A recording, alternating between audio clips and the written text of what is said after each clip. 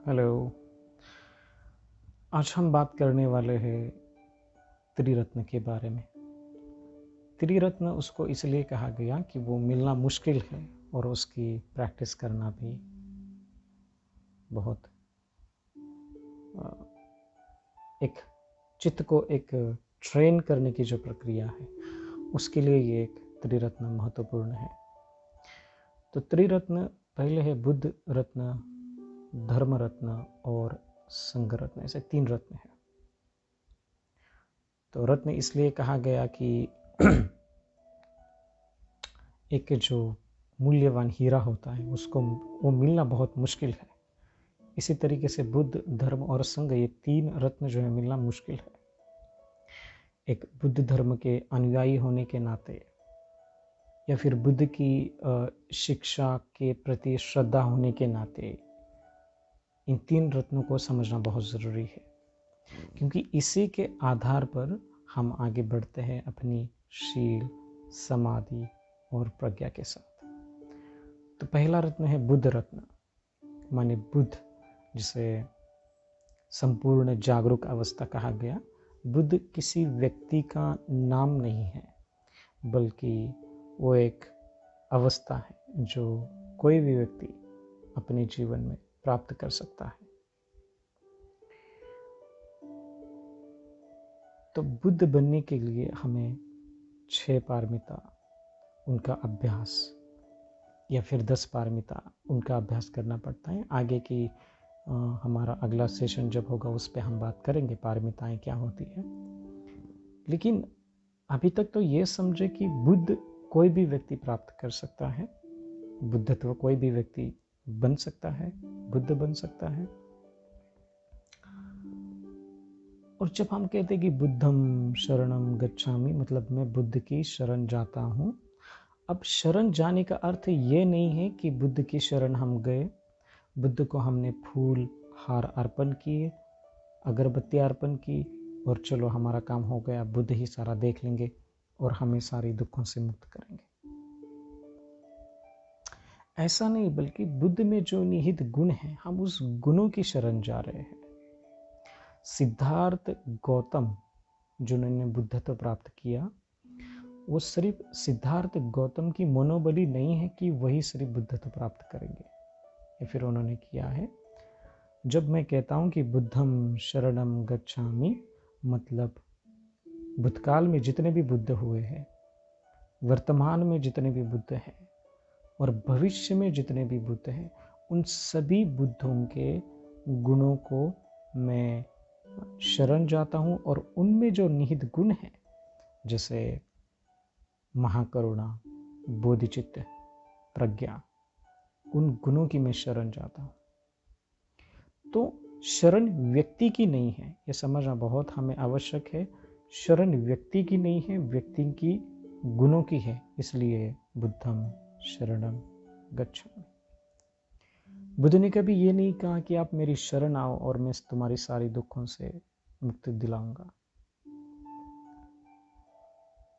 यदि वो ऐसा कहते तो हम उनको मुक्तिदाता कहते, लेकिन उनको मार्गदाता कहा जाता है।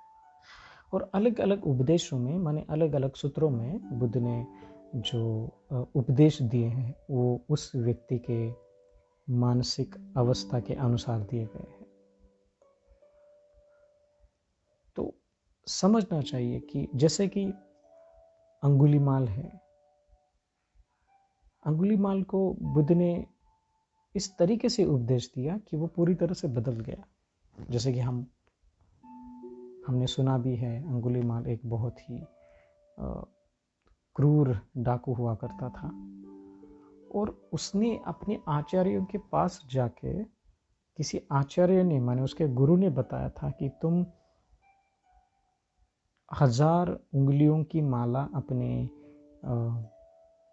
गले में डालोगे तो तुम मुक्त हो जाओगे। एक भ्रामिक मिथ्या कल्पनाओं के आधार पर जो मुक्ति की व्याख्या की गई और जो भटकाया गया, वहां पे लोग दुखी हो गए।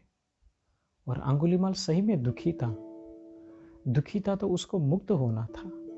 उसको अपने किए हुए जितने भी जीवन में कर्म हैं उनको पूरी सुधारना था। तो ऐसे व्यक्ति का हमें मार्गदर्शन मिलता है कि हम कहते कि हम मुक्त हो जाएंगे, या फिर ये माला चढ़ाओ, या फिर चप्पल मत पहनो, उपवास करते हो तो कुछ खाओ मत पूरी तरह से, या फिर ये सिंदूर लगाओ, ये कपड़े पहनो, मुक्त हो जाएंगे। हमने बाहरी अवस्थाओं को, बाहरी छिलकों को हमने महत्व देना शुरू किया। तो उसमें से ही अंगुलीमाल था। बुद्ध के समय पर भी ऐसे बहुत सारे संप्रदाय थे जो मिथ्या कल्पना और मिथ्या दृष्टि के आधार पर लोगों को मार्गदर्शन करते थे। दरअसल में वो उचित मार्गदर्शन नहीं था। तो उसने उस अंगुलीमाल के आचार्य ने बोला होगा कि तुम लोगों की उंगलियां पहनो, माला पहनो। तो उसने 999 लोगों की हत्या की। और जो अंगुलीमाल है वो बहुत क्रूर बन गया। पहला बहुत सीधा साधा व्यक्ति था। अब वो जा रहा है, 999 की माला पहनी है, बुद्ध आगे खड़े हैं, बुद्ध चल रहे हैं, और दूर से देखा कि कोई व्यक्ति है और 999 माला उसने पूरी की है। और ये उंगलियों की जो माला है अब वो पूरी होने वाली, एक उंगली काटने के बाद। तो बुद्ध दूर से दिखाई देते। अब उसको तो पता नहीं कि ये बुद्ध है, उसको तो उसके नजरिए में तो वो एक व्यक्ति है। तो अंगुलीमाल दूर से आवाज देता है जरा रुको। तो बुद्ध वो आवाज सुनते हैं। दौड़ता दौड़ता वो बुद्ध के पास आता है। बुद्ध शांत गंभीर मुद्रा में है, थोड़ा स्मित हास्य कर रहे हैं, और अंगुलीमाल बोलता है कि मैं मुक्त होने वाला हूं, मैं तुम्हारी उंगली काट के। दरअसल उस रास्ते को भगवान बुद्ध जानबूझकर गए थे। लोगों ने भी बताया था कि भगवान आप उस रास्ते से मत जाइए, एक डाकू है, क्रूर है, और लोगों को मारता है और उनकी उंगलियां पहन के वो घूमता है। लेकिन बुद्ध ने अंगुलीमाल को रास्ता दिखाने के लिए, उसको अच्छे मार्ग पर लाने के लिए ही जानबूझकर बुद्ध उस रास्ते से चल पड़ते थे। तो अंगुलीमाल उनके पास आता है और बुद्ध शांत गंभीर मुद्रा में स्मित हास्य के साथ है। और बुद्ध बोलते हैं कि कब तक भागते रहोगे अंगुलीमाल। इस शब्द ने अंगुलीमाल को पूरी तरह से भीतर से जागरूक कर लिया कि वो एक क्षण था कि उस क्षण में उसका जीवन पूरी तरह से बदलने वाला था। बुद्ध ने यही कुछ शब्द कहे कि कब तक भागते रहोगे तुम्हारे जीवन में। तो अंगुलीमाल में इतनी कुछ पुण्य पारमिताएं थी, उसने अंदर ही चिंतन किया उसी वक्त कि सही में मैं एक दुखी हूं। और बुद्ध आगे का उसको ये बताते हैं। तो बोलता है कि मुझे उंगली चाहिए, लेकिन फिर भी अपने जिद पे अड़ा है। बुद्ध बोलते ठीक है, पहले एक काम करो, मैं तो भागने वाला नहीं हूं, मैं तो कहीं जाने वाला नहीं हूं, इस रास्ते पर तो मैं अकेला हूं, चाहे तो तुम मेरी उंगली ले सकते हो, काट भी सकते हो, लेकिन मैं कुछ बताता हूं, पहले वो तो करो। अंगुलीमाल उत्सुकतावश बोलता है मुझे क्या करना पड़ेगा, मैं तो इतना शक्तिशाली हूं, लोग मुझे कांपते हैं, घबराते हैं। फिर बुद्ध कहते हैं कि वहां पर एक पेड़ है, उस पेड़ के कुछ पत्ते हैं, वो पत्ते तोड़ के लाओ। बुद्ध इस तरीके से उपदेश देना चाहते हैं कि उस व्यक्ति का जीवन पलट जाए। बुद्ध ने चमत्कार रूप से नहीं किया है। तो वो अंगुलीमाल जाता है, पत्ते तोड़ लाता है। अब बुद्ध कहते इस पत्ते को तुमने जो तोड़ा है ना, वो फिर से लगाओ। अब तो उसके लिए वो असंभव है, वो लगाने की कोशिश करता है। तो बुद्ध ठीक उसी तरीके से उसकी मानसिक अवस्था जान के उपदेश देते हैं कि तुम लोगों को उनको मारने पीटने का काम करते हो, उंगलियां तोड़ने का काम करते हो। अभी तक जितनी तुमने उंगलियां तोड़ी हैं, क्या तुम वो फिर से लगा सकते हो? अंगुलीमाल का चित्त काफी शांत हो गया था, उसकी अपनी विवेकता जग रही थी, और अंगुलीमाल ने अंदर से भीतर झांक के देखा तो उसमें सचमुच पश्चाताप हुआ कि मैंने जो किया है वो गलत किया है। फिर बुद्ध ने उसको मेडिटेशन सिखाया, विपश्यना सिखाई। आगे जाकर के वो पूरी जीवन मुक्त हो गया। लोग उसका आदर सम्मान सत्कार करने लगे। तो यहाँ पर कहने का तात्पर्य ये है कि मैं बुद्ध की शरण जाता हूँ, इसका मतलब ये नहीं कि बुद्ध मुझे पूरी तरह से मुक्त करेंगे। बुद्ध हमें मार्ग दिखाते हैं। इस भली भांति में हमें भली भांति से समझना चाहिए कि बुद्धं शरणं गच्छामि। फिर दूसरा है धम्मं शरणं गच्छामि। धम्मं शरणं माने मैं धर्म की शरण जाता हूँ। मैं बुद्ध ने जो धर्म सिखाया है, बुद्ध के उपदेश को ही धर्म कहा गया। बुद्ध धम्म जैसे कहते हैं, बुद्ध का धम्म, या फिर बुद्ध का क्या कहेंगे उसे, बुद्ध की विचारधारा, बुद्ध के उपदेश। तो बुद्ध का जो धम्म है, माने जिन्होंने वो उपदेश या फिर शिक्षाएं दी हैं, उस शिक्षाओं का हमें अच्छे से पालन करना है। बुद्ध का धर्म क्या है? शील, समाधि और प्रज्ञा। इस शील को अच्छे से समझें। शील होता है, 5 शील होते हैं समाधि के लिए, मेडिटेशन के लिए। आनापान मेडिटेशन, अपने चित्त को शांत करना, अपने आने जाने वाले सांस के प्रति सजग रह के अपने चित्त को शांत करना। और समाधि होती है प्रज्ञा के लिए, विपश्यना के लिए, और प्रज्ञा होती है मुक्ति के लिए। मुक्ति माने अपने सभी संस्कारों से, अपने चित्त की पूरी तरह से मुक्ति, अपने चित्त में जो राग द्वेष मोह है उससे पूरी तरह से मुक्त होना।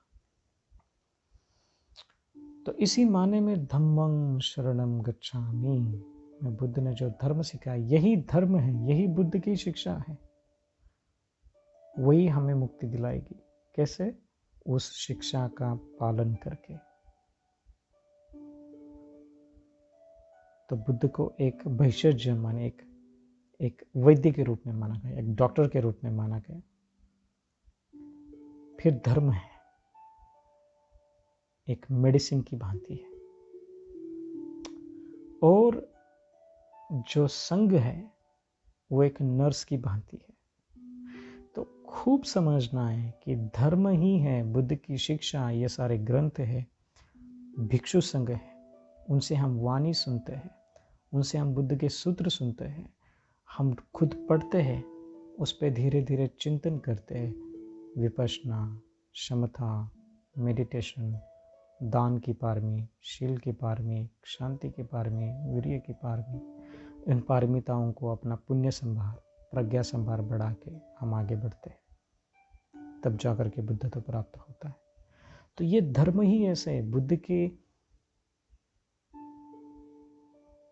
पोस्टर लगाने से, मूर्तियां बनाने से, या फिर बुद्ध की मूर्तियां किसी देवी या फिर देवताओं में रूपांतरित करने से, या फिर बुद्ध की मूर्ति को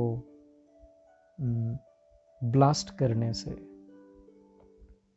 या फिर बुद्ध को किसी का अवतार बता के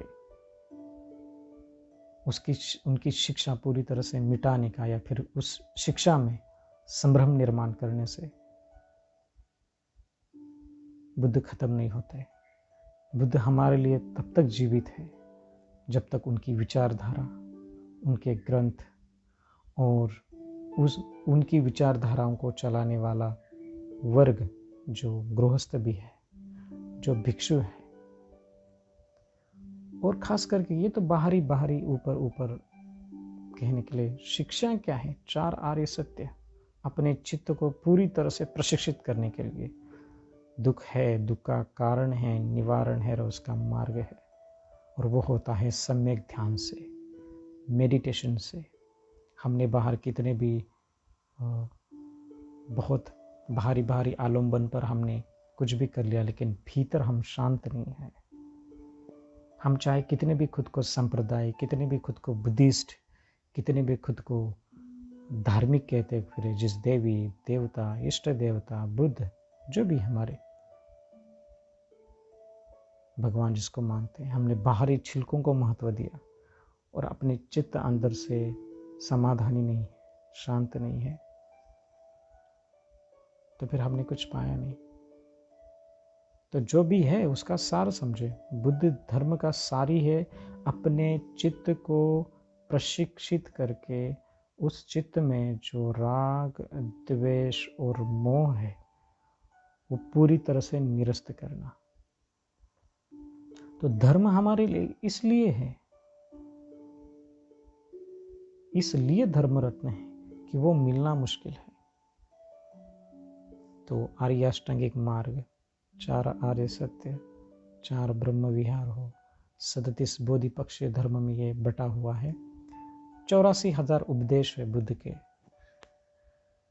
उनको सूत्र में बंदिस्त करा गया, जैसे विनय पिटक, अभिधर्म पिटक, सुत्त पिटक, और उसके भी कुछ अलग अलग भाग हैं अंदर। अभी मुक्ति के लिए हमें कितना चाहिए? जैसे हम मॉल में गए हैं तो हम मॉल में जितनी भी चीज़ें हैं वो तो हम सारी नहीं लाते, जितनी इसेंशियल है, जितनी अति आवश्यक है उतनी लेते हैं।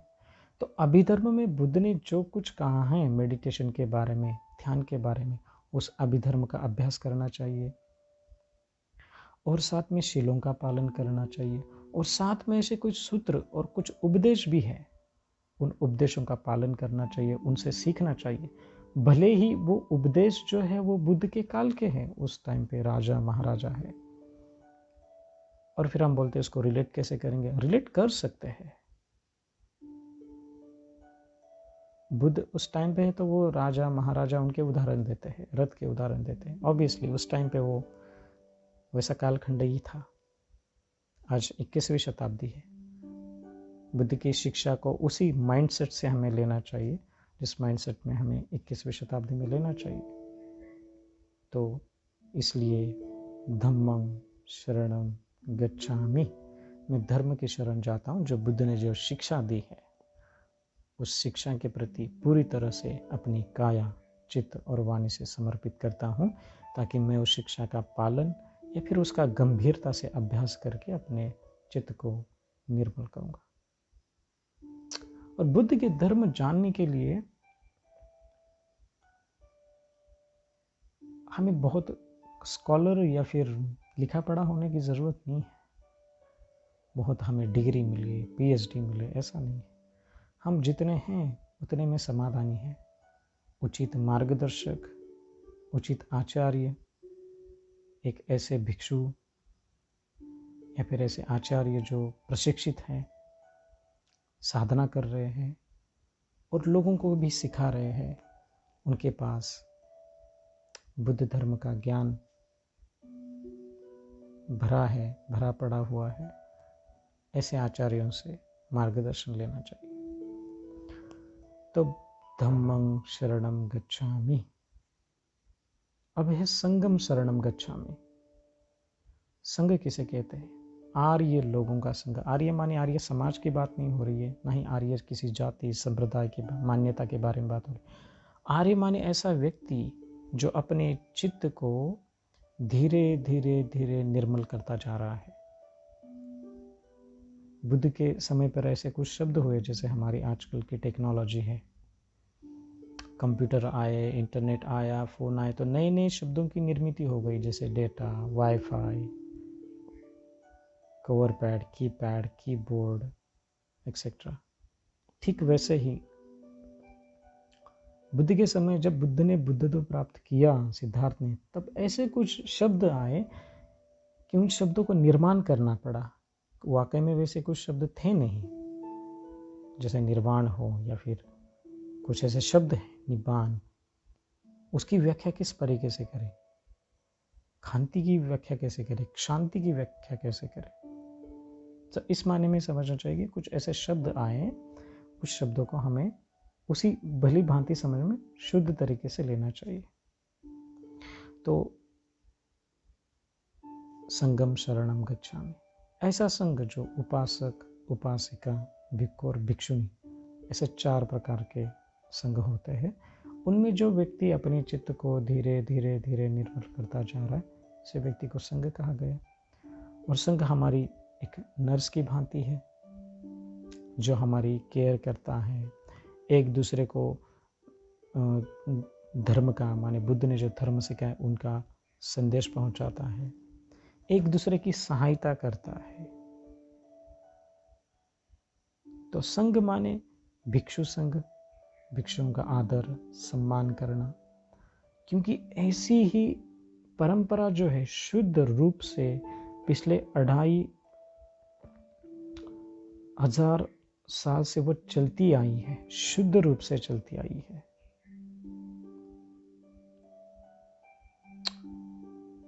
ऐसे संघ के प्रति सही में कृतज्ञता होना चाहिए कि जिन्होंने इस शिक्षा को, इस परंपरा को चला के रखा।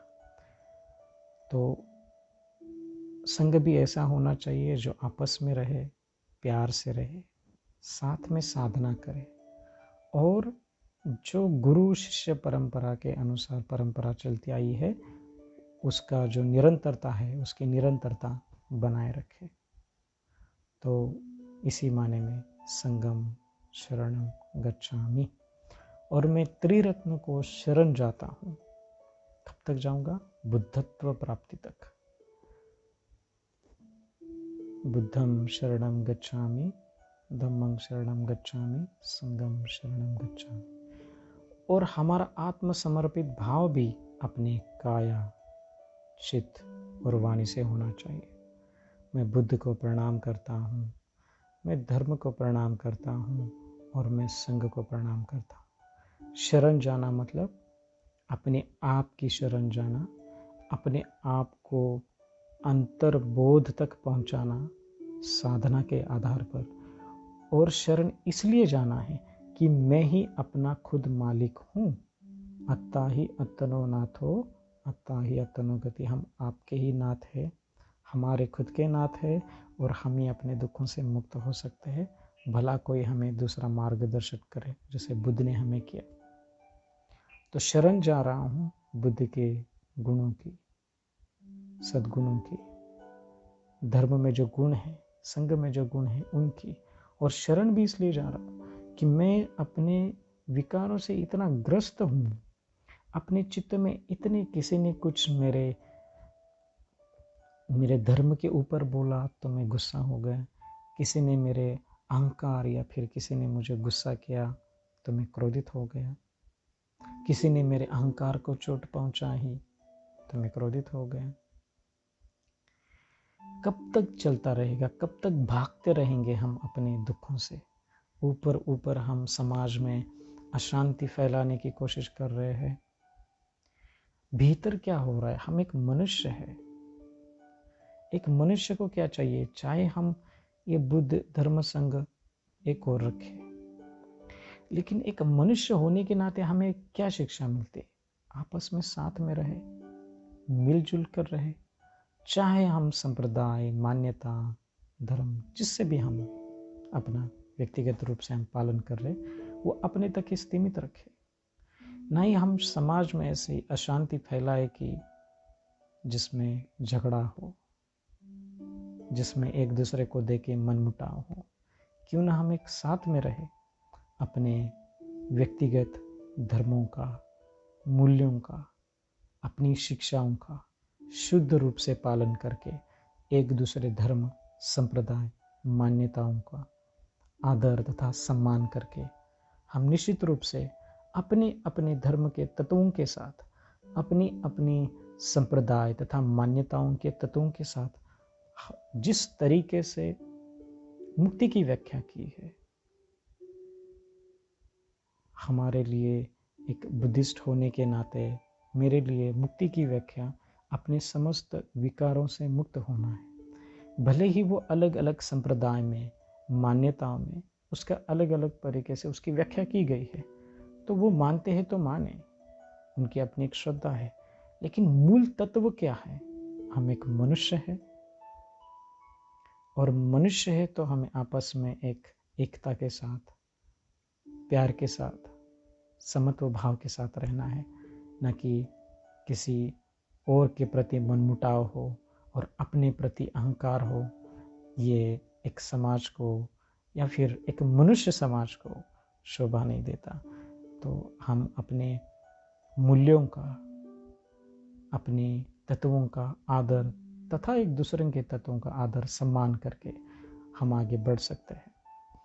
तो ऐसे ही त्रिरत्न है कि जो व्यक्ति बुद्ध धर्म और संघ के प्रति श्रद्धा रखता है और उसको सही में आगे बढ़ना है, तो इस माने में हमें वैज्ञानिक ढंग से, अपनी विवेकता से, अपने खुद के ऊपर विश्वास करके इसको अच्छे से बुद्धि के ऊपर हमें चिंतन करना है। और हमें सही लगता है तो निश्चित रूप से हम बुद्ध धर्म और संघ की शरण जा करके हम समस्त सतों के लिए बुद्धत्व प्राप्त कर सकते हैं। नमो बुद्धाय।